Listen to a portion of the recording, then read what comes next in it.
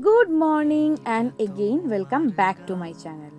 তো প্রথম পার্টটা তোমরা দেখেছো কি না জানি না, আমি অবশ্যই ওটাকে লিঙ্ক করে দেবো, তোমরা একটু দেখে নিও পারলে।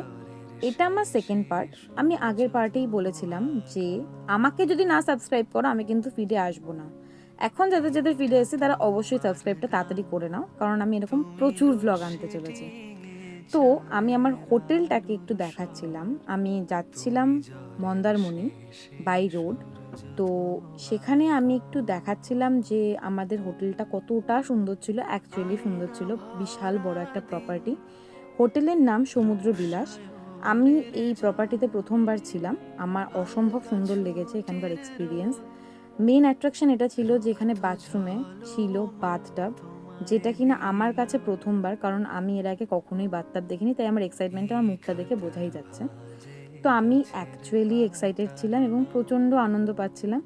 তো ওখানে গিয়ে আমার অ্যাকচুয়ালি একটা শ্যুট ছিল, তাই জন্য তাড়াতাড়ি তোমাদেরকে রুমটা ট্যুর দিয়ে দেন আমি খেতে বসে পড়ি। তো দুপুরবেলা লাঞ্চ খুব একটা বেশি কিছু হ্যাভক করিনি, কিন্তু এখানে শো স্টপার ছিল এই চিংড়ি মাছের মালাইকারিটা। এটা শো স্টপার ছিল, আর বাদবাকি কাতলা কালিয়া ছিল, নর্মাল খাবার খেয়েছি। একটা শ্যুট ছিল নাচে, যেটা অবশ্যই তোমরা দেখেছো কি না আমি জানি না, না দেখলে আমি এটাকেও লিঙ্ক দিয়ে দেবো ডেসক্রিপশন বক্সে, একটু দেখে নিও পারলে। অনেক কষ্ট করে করেছি, প্রচণ্ড হাওয়া দিচ্ছিল, ভীষণ কষ্ট হয়েছে ভিডিওটা বানাতে, প্লিজ দেখো তোমরা।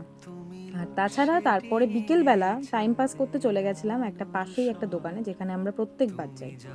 তো ভালো লাগলে অবশ্যই লাইক শেয়ার করো, আর নেক্সট পার্টের জন্য অপেক্ষা করো, আমি তাড়াতাড়ি আসছি।